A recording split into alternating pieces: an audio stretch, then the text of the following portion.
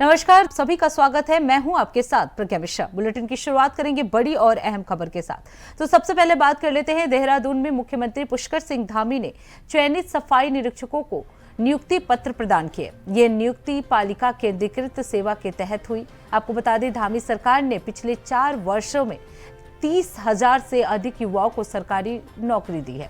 उत्तराखंड गठन के बाद ये सबसे अधिक सरकारी भर्तियों का रिकॉर्ड है।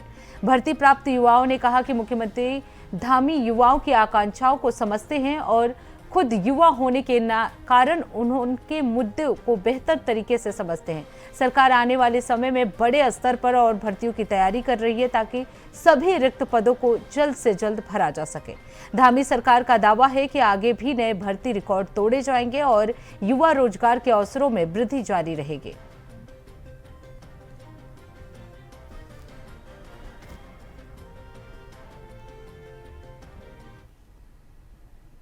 अब रुक कर लेते अगली खबर की। देहरादून में मुख्यमंत्री पुष्कर सिंह धामी ने अंतर्राष्ट्रीय योग महोत्सव 2026 का विधिवत शुभारंभ किया। इस महोत्सव में देश विदेश से योग आचार्य, प्रशिक्षक और साधक शामिल हुए। कार्यक्रम में बड़ी संख्या में योग के जिज्ञासु और श्रद्धालु भी उपस्थित रहे, जिन्होंने योग के महत्व और प्राचीन ज्ञान का अनुभव किया। सीएम धामी की नई योग नीति के साथ उत्तराखंड को योग और आध्यात्म की वैश्विक राजधानी के रूप में नई पहचान मिली है। ये महोत्सव न केवल स्वास्थ्य और आध्यात्म को बढ़ावा देगा, बल्कि पर्यटन को भी प्रोत्साहित करेगा। देवभूमि की पावन धरती से विश्व को योग का संदेश पहुंचाने का ये प्रयास राज्य और देश दोनों के लिए गर्व का अवसर है।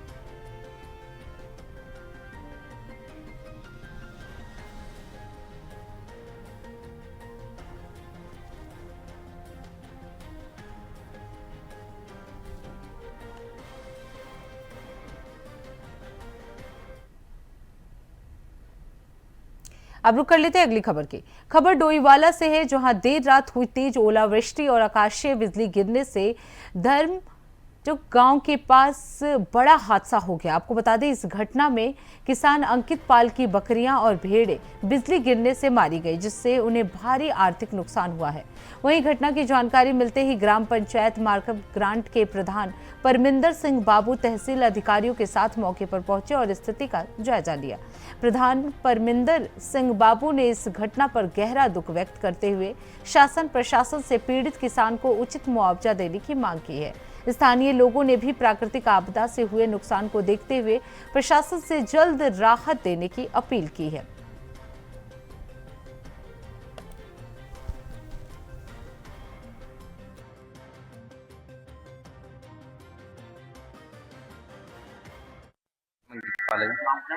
धर्मचक मार्कम ग्रांड प्रथम। ये हादसा कब हुआ? ये रात 11 साढ़े 11 बजे के आसपास हुआ है जी। ये आकाशीय बिजली के कारण हुआ है। जानवर थे इसमें 18 भेड़े हैं, 2 बकरी हैं। धर्मचक में कम से कम भी यहाँ पाल मोहल्ले में कलम सिंह के यहाँ पर जो रात आकाशीय बिजली पड़ी है, उससे 18 भेड़ और 2 बकरी इनकी मर गई हैं। मेरा नाम अंकित पाल है। अब रुक करते हैं अगली खबर की। खबर हरिद्वार से है, जहां जिला अधिकारी मयूर दीक्षित के सख्त निर्देश पर जिला पूर्ति विभाग ने बड़ी कार्रवाई की है।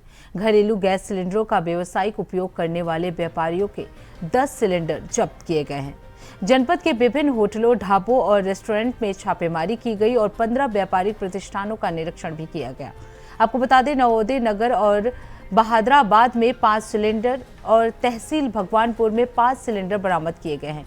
जिला पूर्ति विभाग ने 41 गैस एजेंसियों के लिए 41 नोडल अधिकारी नियुक्त किए। वहीं विभाग नियमित निरीक्षण जारी रखेगा और उल्लंघन पर कड़ी कार्रवाई करेगा।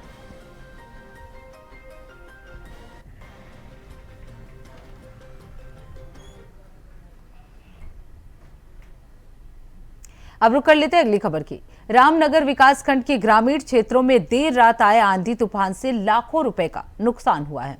तेज हवाओं और झोंकों ने किसानों की गेहूं की फसल को पूरी तरह से नष्ट कर दिया है।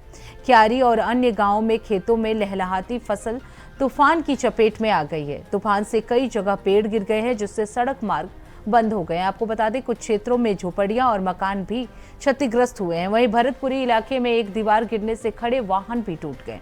पीड़ित लोगों ने सरकार से मुआवजे की मांग की है। तो आंधी तूफान से फसल और संपत्ति को भारी नुकसान हुआ है। गेहूं की फसल जो है वो पूरी तरह से नष्ट हो गई है।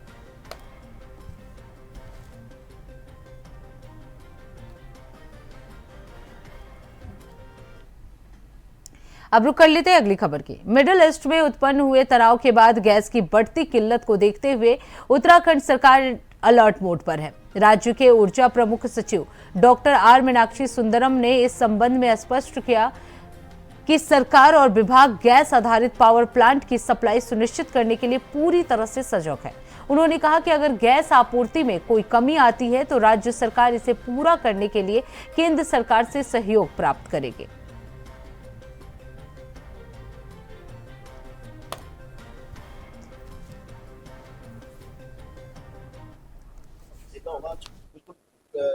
देखिए, ये स्थिति पहले भी रशिया और यूक्रेन के बीच में जब वार हुई थी, उस समय भी ये स्थिति उत्पन्न हुई थी, गैस की किल्लत हुई थी।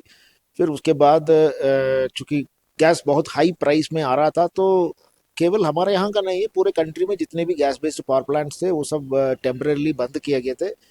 फिर बाद में उसको चलाने के लिए कुछ सब्सिडाइज्ड व्यवस्था भी भारत सरकार ने किया है। तो अभी हमको मालूम नहीं है कि स्थिति कितने दिन और चलेगी, और अभी तक तो हमारे पास ऐसे कोई एकदम इमरजेंसी वाली पोजीशन नहीं बनी है, लेकिन स्थिति को वॉच कर रहे हैं। और अगर कहीं से गैस के अरेंजमेंट करना है तो भारत सरकार ही करेगी। भारत सरकार के जो ONGC वगैरह है, गेल वगैरह है, वो करते हैं। इस बार भी वो एक्टिवेट करेंगे। देखिए, ये स्थिति पहले भी रशिया और यूक्रेन के बीच। अब रुक कर लेते हैं अगली खबर की। हल्द्वानी सहित नैनीताल जिले के कई इलाकों में इन दिनों LPG गैस सिलेंडर की कमी ने आम जनता की मुश्किलें बढ़ा दी हैं। गैस एजेंसियों में सिलेंडर की आपूर्ति कम होने पर और समय पर डिलीवरी न मिलने की शिकायतें लगातार सामने आ रही हैं। इस स्थिति को देखते हुए नैनीताल के जिलाधिकारी ललित मोहन रयाल ने अधिकारियों और गैस एजेंसियों को आवश्यक दिशा निर्देश दिए हैं। जिलाधिकारी ने कहा कि जिले में LPG गैस की कमी की शिकायतों को गंभीरता से लिया गया है। उन्होंने गैस एजेंसियों के प्रतिनिधियों के साथ बैठक कर स्थिति की समीक्षा की और सुनिश्चित करने के निर्देश भी दिए। उपभोक्ताओं को समय पर गैस सिलेंडर उपलब्ध हो। DM ने स्पष्ट किया कि किसी भी प्रकार की लापरवाही या कालाबाजारी बर्दाश्त नहीं की जाएगी और शिकायत मिलने पर कड़ी कार्रवाई की जाएगी।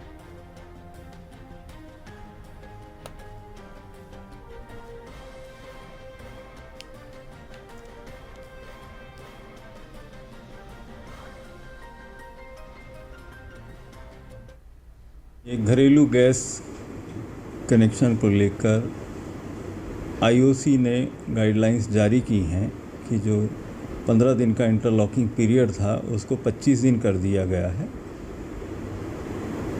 उनकी जो वेबसाइट है उसमें कुछ इशू आने की वजह से पैनिक क्रिएट हुआ है।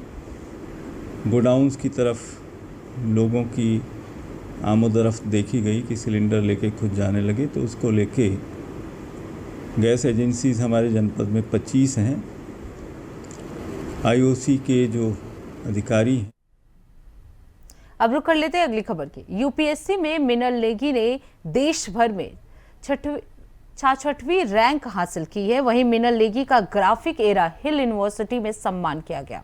इस अवसर पर मिनल ने कहा कि कठिन परीक्षाओं में सफलता पाने के लिए हर दिन पढ़ाई करना और लगातार कुछ नया सीखते रहना ही असली मंत्र है। उन्होंने कहा, सफलता केवल लक्ष्य तक पहुंचने का नाम नहीं बल्कि खुद को बेहतर बनाने की एक सतत प्रक्रिया है। कार्यक्रम के दौरान मिनल नेगी ने ग्राफिक एरा में बिताए अपने छात्र जीवन के अनुभव भी शेयर किए और कहा कि यहाँ के 3 साल उनके जीवन के सबसे महत्वपूर्ण रहे। इस अवसर पर डॉक्टर कमल घचना और डॉक्टर राखी ने उन्हें ट्रॉफी और स्मृति चिन्ह देकर सम्मानित किया। He has secured an all India rank 66 in the UPSC Civil Service Examination. Let's have a huge round of applause. That's request our founder president, Professor Dr. Kamal Ganchala sir. There are also some of our students, alumni, they got selected. Start की है, उसकी foundation कहीं ना कहीं graphic era से ही मुझे मिली थी और वो सर उसके लिए मैं बहुत थैंकफुल हूँ। और जो मेरी यहाँ पर 2 साल 3 साल जर्नी रही है वो बहुत ही एडवेंचरस के साथ साथ बहुत इवेंटफुल भी रही है, मुझे सिर्फ एकेडमिक मदद नहीं मिली है, मुझे यहाँ पर होस्टिंग के मौके और वो जो प्लेटफॉर्म है मुझे वो मिला है और उसके लिए मैं बहुत थैंकफुल हूँ ग्राफिक एरा का। स्टार्ट की है उसकी फाउंडेशन कहीं ना कहीं ग्राफिक एरा से ही मुझे मिली थी और वो सर उसके लिए मैं बहुत थैंकफुल हूँ। और जो मेरी यहाँ पर 2 साल 3 साल जर्नी रही है वो बहुत ही एडवेंचरस के साथ साथ बहुत इवेंटफुल भी रही है। मुझे सिर्फ एकेडमिक मदद नहीं मिली है, मुझे यहाँ पर होस्टिंग के मौके और वो जो प्लेटफॉर्म है मुझे वो मिला है और उसके लिए मैं बहुत थैंकफुल हूँ ग्राफिक एरा का। अब रुक कर लेते हैं अगली खबर की। मसूरी में गुंज संस्था द्वारा आयोजित मातृशक्ति सम्मान समारोह में विभिन्न क्षेत्रों में उल्लेखनीय योगदान देने वाली महिलाओं और संस्थाओं को सम्मानित किया गया। आपको बता दें, राधा कृष्ण मंदिर के सभागार में हुए इस कार्यक्रम में शॉल, गुलदस्ता और सम्मान पत्र प्रदान किए गए। गुंज संस्था के अध्यक्ष डॉक्टर सोनिया आनंद रावत ने अतिथियों और प्रतिभागियों का स्वागत किया, जबकि समारोह के मुख्य अतिथि पूर्व मंत्री हरक सिंह रावत रहे। मीडिया से बातचीत में डॉक्टर हरक सिंह रावत ने प्रदेश सरकार और कैबिनेट मंत्री गणेश जोशी पर तीखा हमला भी बोला। उन्होंने गैरसैंण में हुए बजट सत्र को निराशाजनक बताते हुए राज्य के बजट में नॉन प्लान मद में अधिक खर्च होने का भी आरोप लगाया। मंसूरी में महिलाओं को सम्मान करना ये मेरे लिए फख्र का विषय है, मेरे लिए गौरव का विषय है, क्योंकि यहाँ की 2 महिलाओं ने उत्तराखंड राज्य की नींव डाली है। अगर आज ये राज्य मिला है तो हंसा धनाई बेलवंती चौहान के बलिदान के बलबूते पे राज्य हमको मिला है। तो इसलिए आज हम गौरवान्वित हैं कि आज इस मंसूरी की धरती पर हमने आज महिलाओं को सम्मान किया। बजट सत्र बहुत निराशाजनक था। 5 दिन में आप देखिए, एक दिन तो राज्यपाल का भाषण हो गया, एक दिन तो उसी में निकल गया, तो केवल 4 दिन विधानसभा चली है। तो 4 दिन में आप बताइए कि इतने विभाग होते हैं, उन पे चर्चा होनी चाहिए थी। कम से कम 1 महीने से अधिक विधानसभा सत्र चलना चाहिए। यूपी में कम से कम 2 महीने विधानसभा सत्र चलता था, क्योंकि बीच में कुछ छुट्टियां भी होती थी। गैरसैंण के नाम पर उत्तराखंड की जनता को ठगा जा रहा है, वहां जल्दबाजी में सत्र आयोजित किया जा रहा है, विपक्ष की आवाज को दबाया जा रहा है, और जिस तरह सरकार के मंत्री गैर जिम्मेदाराना बयान दे रहे हैं, चाहे सदन के हो चाहे सदन के बाद, वो दुर्भाग्यपूर्ण है। तो फिलहाल रुकते एक छोटे से ब्रेक के लिए। ब्रेक के बाद जल्द लौटेंगे। देखते रहिए इंडिया वॉइस। तो ब्रेक के बाद एक बार फिर आप सभी का स्वागत है। रुक कर लेते हैं खबरों की ओर। उत्तराखंड के मुख्यमंत्री पुष्कर सिंह धामी सोमवार यानी आज हरिद्वार पहुंचे। यहां डाम कोठी में अधिकारियों के साथ कुंभ मेले की तैयारियों को लेकर महत्वपूर्ण समीक्षा बैठक भी की जा रही है। आपको बता दें, बैठक में प्रशासन, पुलिस और विभिन्न विभागों के वरिष्ठ अधिकारी मौजूद हैं। बैठक के दौरान कुंभ मेले से जुड़ी व्यवस्थाओं जैसे सुरक्षा, यातायात, साफ सफाई, पेयजल, बिजली, श्रद्धालुओं की सुविधाओं पर विस्तार से चर्चा की जा रही है। तो सीएम धामी जो है हरिद्वार पहुंचे हैं, जहां डाम कोठी में कुंभ की समीक्षा बैठक की जा रही है।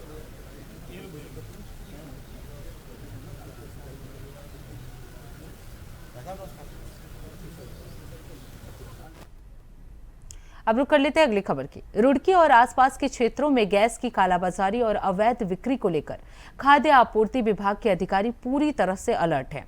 आज सूचना मिली कि मंगलौर के लंढोरा रोड पर आबादी से दूर एक ट्रक द्वारा गैस सिलेंडरों की बिक्री की जा रही है। इस पर आरओ मदन सिंह रावत मौके पर पहुंचे और तुरंत कार्रवाई करते हुए बिक्री पर रोक लगाई। उन्होंने डिलीवरी कर रहे कर्मचारियों को सख्त हिदायत दी कि सिलेंडर सड़क पर न बेचे जाए, बल्कि घर घर जाकर या सीधे एजेंसी से ही उपभोक्ताओं को डिलीवरी कराई जाए।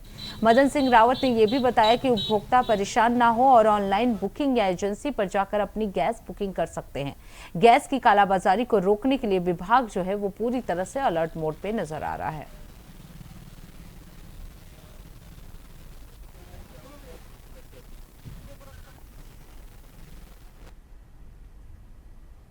अब रुक कर लेते हैं अगली खबर की। देहरादून में मुख्यमंत्री पुष्कर सिंह धामी ने मुख्यमंत्री कैंप कार्यालय स्थित मुख्य सेवक सदन में शहरी विकास विभाग के अंतर्गत चयनित 63 सफाई निरीक्षकों को नियुक्ति पत्र प्रदान किए।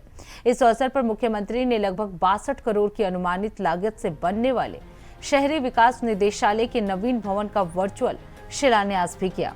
साथ ही कूड़ा निस्तारण वाहनों को हरी झंडी दिखाकर रवाना किया। मुख्यमंत्री ने इस दौरान कहा कि 4 वर्षों में राज्य में लगभग 30,000 युवाओं को सरकारी नौकरी दी जा चुकी है। उन्होंने बताया कि प्रदेश में अब तक 108 स्थानीय निकाय हैं जो शहरों के समग्र विकास और नागरिक सेवाओं के संचालन में महत्वपूर्ण स्तंभ है।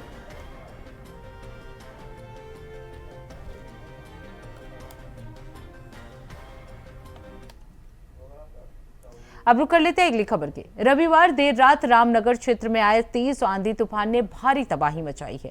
आपको बता दें, ग्राम रिंगौडा में प्रकाश उपाध्याय के 11 वर्षीय पुत्र कार्तिक उपाध्याय पर एक विशालकाय हल्दू का पेड़ गिर गया, जिससे उसकी दर्दनाक मौत हो गई है, जबकि उसकी मां गंभीर रूप से घायल हो गई है।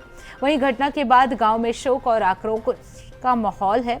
ग्रामीणों ने वन विभाग पर लापरवाही का आरोप लगाते हुए कहा कि इस पेड़ को काटने या लॉपिंग के लिए 2012 से कई बार शिकायत की गई थी, लेकिन कोई कार्रवाई नहीं हुई।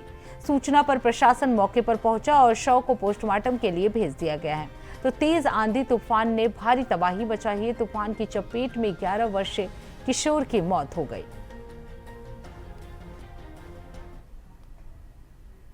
तो इसी के साथ देवभूमि समाचार में बस इतना ही। देश दुनिया की तमाम बड़ी खबरों के लिए देखते रहिए इंडिया वॉइस। तब तक के लिए नमस्कार।